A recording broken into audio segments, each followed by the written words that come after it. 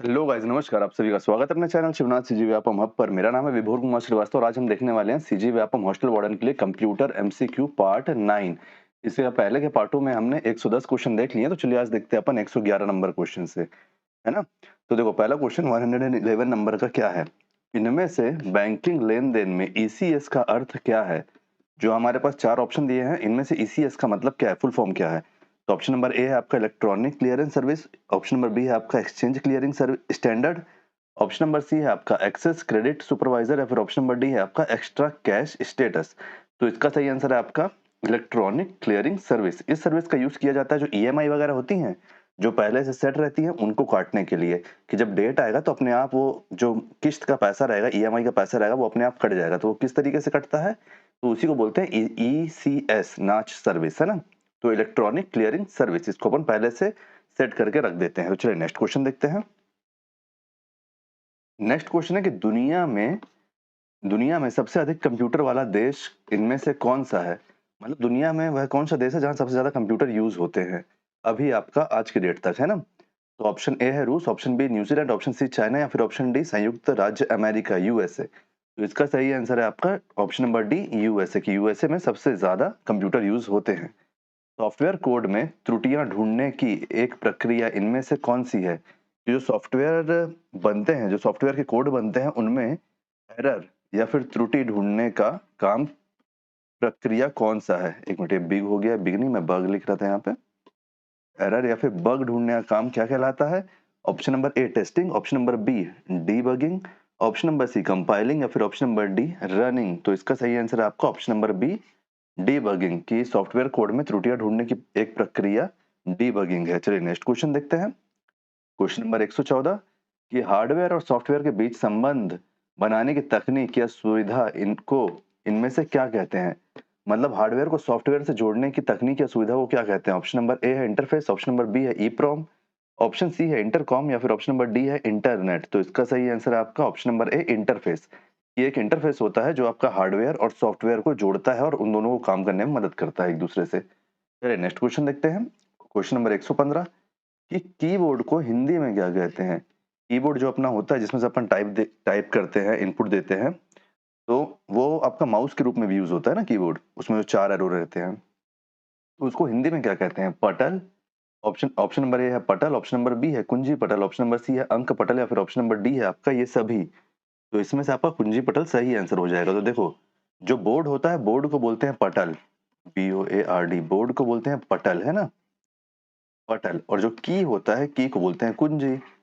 तो इन दोनों से मिलके बन जाता है कीबोर्ड, और इधर से मिलके बन जाता है कुंजी पटल। चलिए नेक्स्ट क्वेश्चन अपन देखते हैं। 116 नंबर का क्वेश्चन कि इनमें से विंडोज में निम्न में से कौन सी सॉरी, इनमें से विंडोज में निम्न में से कौन सी माउस तकनीक का उपयोग नहीं होता, प्रयोग नहीं होता है बोल रहा है, ठीक है, नहीं होता है बोल रहा है। तो ऑप्शन नंबर ए है double click, option number B है ड्रैगिंग, ऑप्शन नंबर सी है क्लिकिंग, या फिर ऑप्शन नंबर डी है लिफ्टिंग। तो आपका डबल क्लिक होता है, अपन ड्रैग भी कर सकते हैं एक चीज को कहीं और स्थापित करने के लिए, फिर कहीं और ले जाने के लिए। क्लिक भी होता है, तो जब डबल क्लिक होता है तो क्लिक भी होगा, और क्लिक होता है तो डबल क्लिक भी होगा, केवल लिफ्टिंग नहीं होती है। तो ऑप्शन नंबर डी आपका सही आंसर हो जाएगा कि विंडोज में लिफ्टिंग माउस तकनीक का प्रयोग नहीं होता है, माउस तकनीक से लिफ्टिंग का प्रयोग नहीं होता है।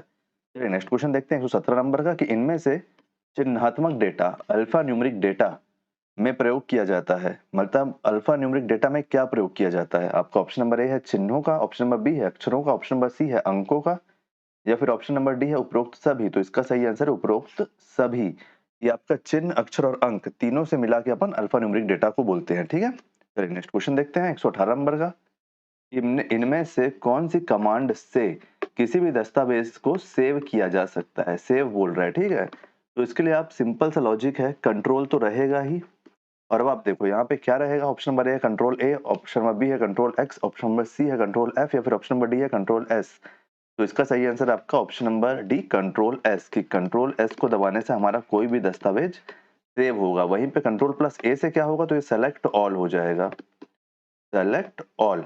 कंट्रोल प्लस एक्स क्या हो जाएगा, तो जो सिलेक्टेड रहेगा, जो सिलेक्टेड चीज रहेगी वो कट हो जाएगी, वो कट हो जाएगी, ठीक है।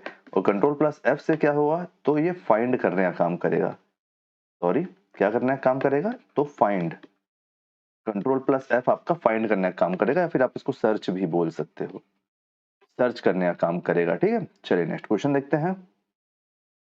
नेक्स्ट क्वेश्चन क्या है? क्वेश्चन नंबर 19, ईमेल का पूरा नाम क्या है? ईमेल का पूरा नाम क्या है?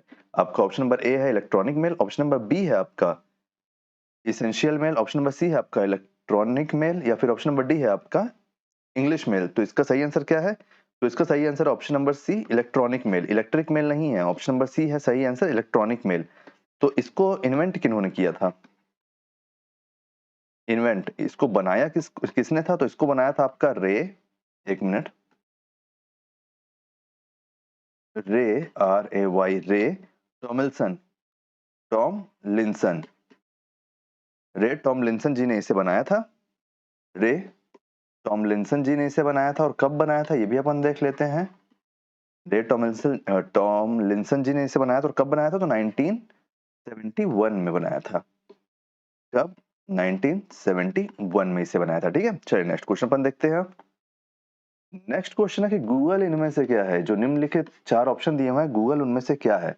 Option A browser, option B virus, option C search engine, या फिर ऑप्शन नंबर डी आपका ऑपरेटिंग सिस्टम। तो बताइए क्या है इसमें से गूगल? तो गूगल है हमारा search engine, Google search engine है। ठीक है, चलिए नेक्स्ट क्वेश्चन देखते हैं।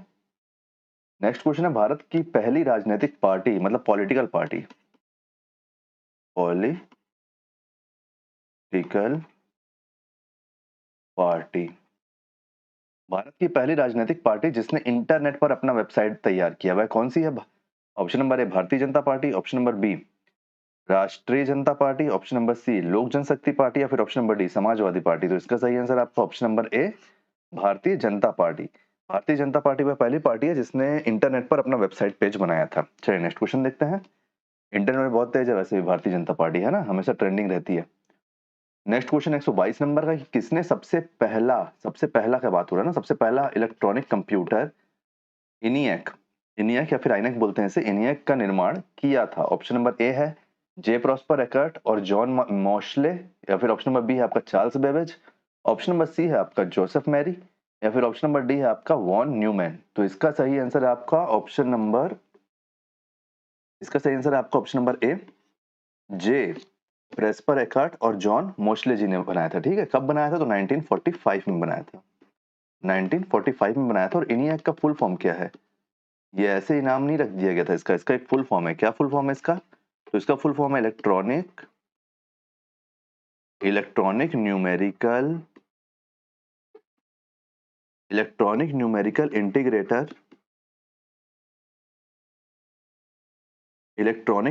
Integrator and computer.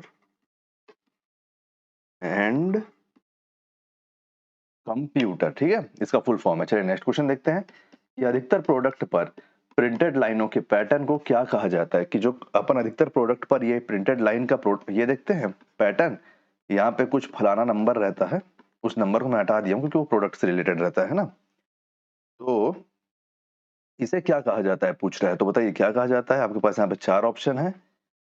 Option number A prices, option number B bar codes, option number C code, या फिर option number D scanner.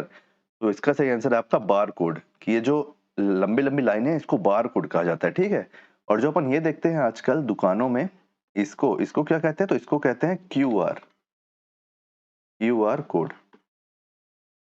QR code. ठीक है, ये क्यूआर कोड कहलाता है और ये कहलाता है आपका बार कोड या बार कोड। चलिए नेक्स्ट क्वेश्चन देखते हैं 124 नंबर का, कि निम्नलिखित में से स्टोरेज का सबसे बड़ा यूनिट कौन सा है? कि जो चार स्टोरेज यूनिट दिए हुए हैं इनमें सबसे बड़ा यूनिट कौन सा है? Option number A MB, option number B TB, option number C GB, या फिर ऑप्शन नंबर डी केबी।